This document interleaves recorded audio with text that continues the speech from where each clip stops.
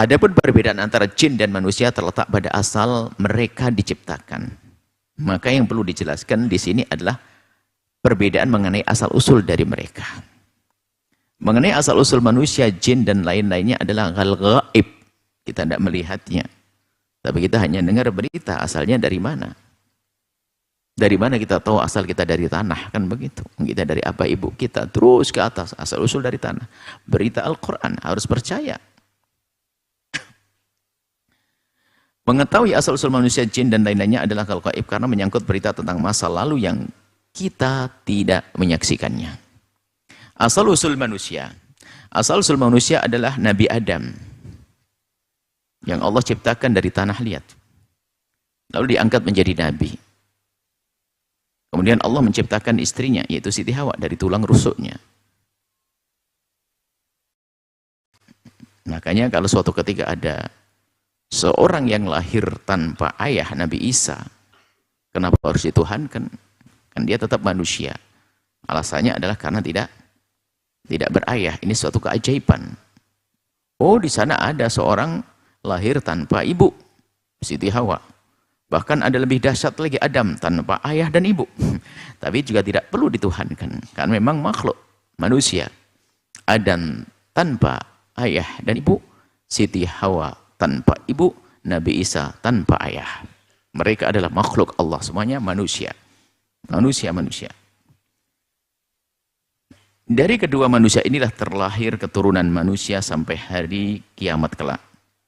Sebagaimana disebutkan dalam beberapa ayat dalam Al-Quran. Ayat Al-Quran bermacam-macam. Jadi bermacam-macam redaksi. Wa min ayati an khalaqakum min turab. Termasuk tanda, di antara tanda kebesaran Allah, dia menciptakan kalian dari tanah. Turab, tanah. Coba, tanah dulu. Tapi ayat lain berbunyi, walaqad khalaqnal insana min salsalim min hama'im masnun.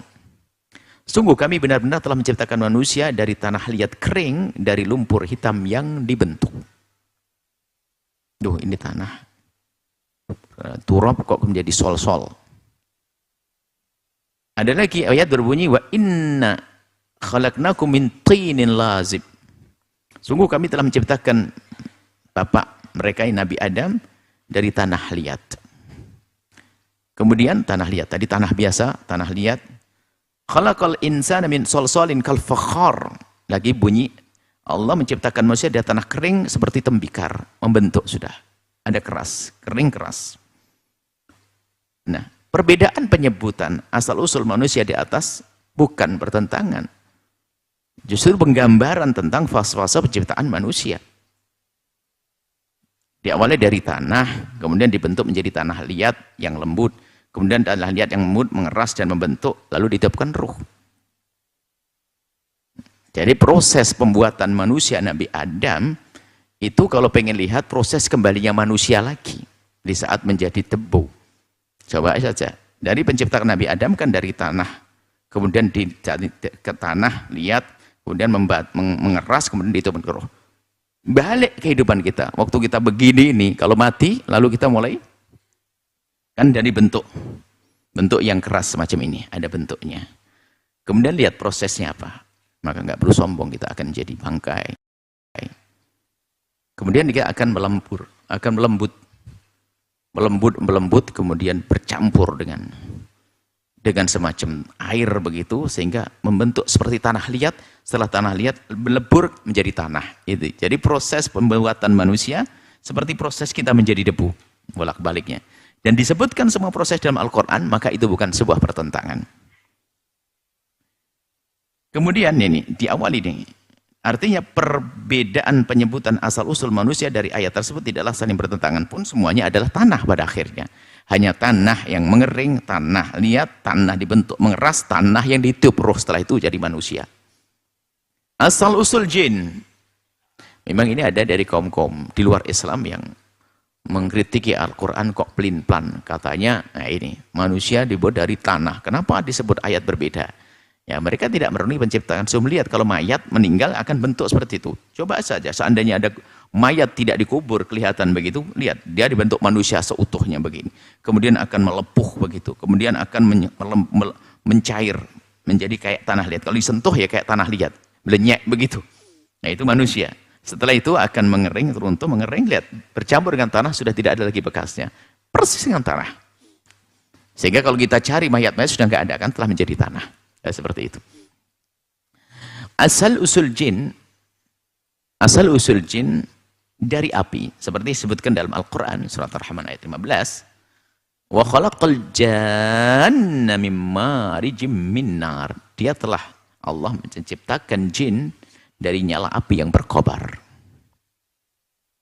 Disebutkan juga lah, ini pemberi perbedaan, ada api yang berkobar, api yang memanas dan sebagainya. Ini tidak ada perbedaan, sama-sama api. Hanya ya, ini adalah termasuk ijaz, ya, indah. Ijaz dan kedahsyatan Al-Quran bahasanya menyebut lafaz yang berbeda-beda itu untuk agar manusia membayangkan yang disebut memang begitu sifat-sifatnya.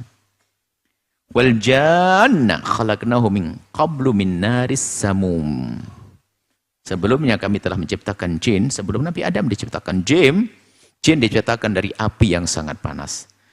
Adapun yang pertama diciptakan, para ulama telah berbeda pendapat. Jin yang pertama diciptakan siapa? Makanya kita sedikit punya wawasan begini, biarpun pada akhirnya tetaplah bahwasanya kita bangga menjadi manusia, telah Allah muliakan. Nggak usah pengen jadi jin, dan nggak usah pengen ketemu jin, sebab ada santri itu khayal. Setiap hari baca surat jin, pengen melihat jin. Aduh, berarti kamu kayaknya kurang kawan, hatimu kayaknya sudah hati gelisah, dengan manusia sudah tidak kuat, pengennya sama jin. Ya, nggak usahlah. Kita melihat tetangga baik, dan saudara baik. Pendapat pertama mengatakan bahwa jin mempunyai asal-usul dari bangsa jin itu sendiri. Artinya dari makhluk pertama jin hingga saat ini tetaplah sebagai jin. Di antara mereka ada yang masuk Islam dan ada yang tidak masuk Islam. Sama halnya dengan manusia dari Nabi Adam, setelah itu ada yang masuk Islam dan ada yang tidak masuk Islam. Jin. Ini pendapat para ulama kita. Lah kayak gini ini furu' akidah, perbedaan begini nggak penting. Yang jelas kita percaya adanya jin. Dan diciptakan dari api. Apakah apinya jin dengan apinya syaitan, api iblis nanti sama? Itu adalah furu'. Cabang-cabang akidah nggak boleh saling mengkafirkan. Pendapat yang kedua adalah mengatakan bahwa asal-usul jin adalah iblis. Dari iblis inilah akan terlahir keturunan bangsa jin hingga hari kiamat. Di antara mereka yang masuk Islam tetap disebut dengan sebutan jin. Nah, kalau sudah jin katanya Islam. Dan yang tidak masuk Islam disebut syaitan. Ini pendapat. Nah, kalau sudah dikatakan syaitan pasti tidak masuk Islam. Kalau dikatakan jin masuk Islam. Jin kafir adalah syaitan. Sehingga manusia yang kurang ajar pun juga disebut syaitan minal insi. Syaitan manusia. Nah, gitu. Asal-usul setan, beberapa pendapat mengatakan setan adalah sifat buruk yang bisa dimiliki oleh jin dan juga dimiliki oleh manusia. Maka, perihal asal-usulnya dikembalikan kepada asal makhluknya itu sendiri. Kalau setan dari manusia, asalnya tanah. Tapi setan dari jin, asalnya api. Jadi setan itu adalah sifat perilaku makhluk yang jahat. Kalau asalnya manusia, ya tetap tanah. Ini adalah pendapat. Jika itu adalah setan dari bangsa jin, maka asalnya adalah dari api. Dan jika itu setan dari bangsa manusia, maka asalnya adalah tanah. Ada, kita ada dalam Al-Quran. Wa kadzalika ja'alna likulli nabiyyin aduwwa. Kami telah menjadikan setiap nabi itu ada musuh-musuh. Terdiri dari syaitan, syayatina. Setan tapi al-insi dari manusia. Ya. Setan dari manusia, wal jinni dan dari jin.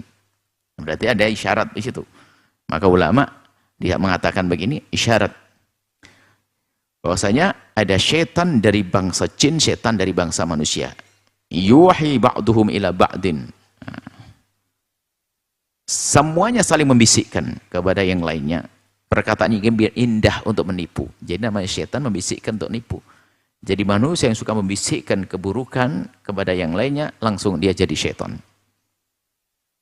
Maka jangan dekat-dekat dengan syaitan, biarpun bentuknya adalah manusia. Seandainya Tuhan menghendaki, walau syaa rabbuka ma fa'aluhu fadharhum wa ma yaftarun. Seandainya Tuhan menghendaki, niscaya mereka tidak akan melakukannya, maka tidak akan melakukan kerusakan, saling membisikkan kejelekan. Maka tinggalkan mereka bersama apa yang mereka ada-adakan, kebohongannya. Sudah, makanya fahami bahwa kalau sudah digelari syaitan, kamu jangan dekat-dekat. Ya, semua yang membisikkan keburukan adalah syaitan. Jangan dekat-dekat, itu saja. Asal usul iblis. Asal usul iblis adalah, ada pendapat yang mengatakan bahwasanya asal usul iblis adalah jin. Dibalik, jin asalnya iblis. Ini pendapat harus kita sebutkan. Asal usul iblis adalah jin, yaitu jin yang membangkang. Jin membangkang jadi iblis. Jin membangkang jadi iblis. Wa idh qulna lil malaikati isjudu li Adam, ada tentunya. Waktu ulama berpendapat begitu ada sandarannya. Dan lagi-lagi ini bukan masalah pelin-pan, oh tidak. Tinggal bagaimana kekuatan kita dalam memahami. Wa idh qulna lil malaikati isjudu li Adam fasajadu illa iblisa. Di saat kami perintahkan kepada malaikat untuk sujud penghormatan kepada Nabi Adam, mereka pada sujud illa iblis. Iblis kok tidak mau. Kana minal jinni, dia golongan jin. Oh gitu. Fa fasaqa an amri rabbih, kemudian dari golongan jin tapi dia melanggar, fasik, melanggar perintah Allah. Berarti jin membangkang. Iblis adalah jin membangkang. Ini perbedaan untuk kita jadikan, untuk hadirkan di sini, dan itu dikatakan ulama. Dan disebutkan juga bahwa asal usul iblis adalah dari api. Jelas, ini oleh iblis dari api. Iblis dari api. Waktu qala ma man'aka alla tasjud id amartuk. Apa yang menjadikan kamu tidak mau sujud saat aku perintahkan? Kenapa iblis? Diperintah sujud kamu nggak mau. Nah, inilah pelajaran buat anak Adam agar tidak jadi anak iblis. Kalau diingatkan langsung insyaf, jangan banyak hujah. Diingatkan kebaikan banyak berhujah, banyak beralasan. Wah, ngeles sana sini, nggak ketemu. Tinggal kayak mbah kita Nabi Adam, di saat melakukan satu kesalahan ditegur langsung, Rabbana dhalamna anfusana, ya Allah, sungguh kami telah zalim kepada diri kami sendiri. Ngakui. Fa illam taghfir lana wa tarhamna lanakunanna minal khasirin. Jika engkau tidak memberikan kasih sayang dan pengampunan, niscaya kami rugi. Tinggal gitu aja anak Adam. Banyak berhujah. Tapi karena aku begini. Ya sudah mulai pindah bapak kamu tuh, pindah mbah. Nah, kalau iblis kayaknya diingatkan ya. Ada diingatkan kenapa iblis itu sujud nggak mau? Barangkali sakit punggung kayak, nggak tahu punggungnya iblis ada punggungnya enggak? Saya nggak tahu. Barangkali sakit pinggang, sakit apa barangkali, kan ditanya begitu. Tapi langsung jawabannya, ana khairun minhu. Wah, keren jawabannya. Anani aku lebih bagus daripada Adam. Khalaqtani min narin, ya Allah kau telah menciptakan aku dari api. Wa khalaqtahu min tinin, dan kau menciptakan Adam dari tanah liat. Oh gitu, sombong lagi. Makanya yang suka nyombongkan asal usulnya aku dari. Kadang usul-usul bangga dengan bapak. Aku anak bapakku. Bangga-banggakan mbahnya. Mbahnya yang alim, mbahnya yang soleh. Oh, dianya, kalau jadi setengah syaitan, mana yang dibanggakan? Begitu. Laki-laki ngomong, anada. Aku ini loh saya. Baikku, akhlakku harus begitu. Bukan, oh ini bapakku. Ini asal usulku. Sementara asal usulnya pun nggak jelas. Yang mengatakan bahwa tidak ada keterangan bahwasanya api lebih bagus dari tanah. Mulai kapan api lebih bagus dari tanah? Dan juga mulai kapan juga tanah lebih bagus daripada api? Enggak ada penyebutan sebelumnya. Tapi merasa lebih bagus. Inilah gayanya iblis. Makanya orang yang merasa terus hebat terus, ya sudah.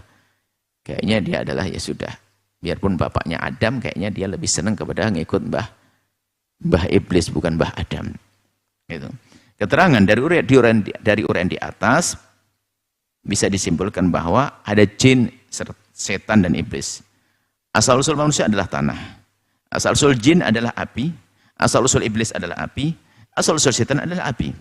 Kemudian setelah itu ada yang mengatakan bahwa bangsa manusia dan bangsa jin yang tidak masuk Islam disebut setan. Seperti bangsa manusia, bangsa jin ada yang masuk Islam dan ada yang tidak masuk Islam. Ini ringkasannya seperti itu. Setelah Anda menyaksikan video ini, jangan lupa berselawat kepada baginda Nabi Muhammad sallallahu alaihi wa alihi wa sahbihi wasallam.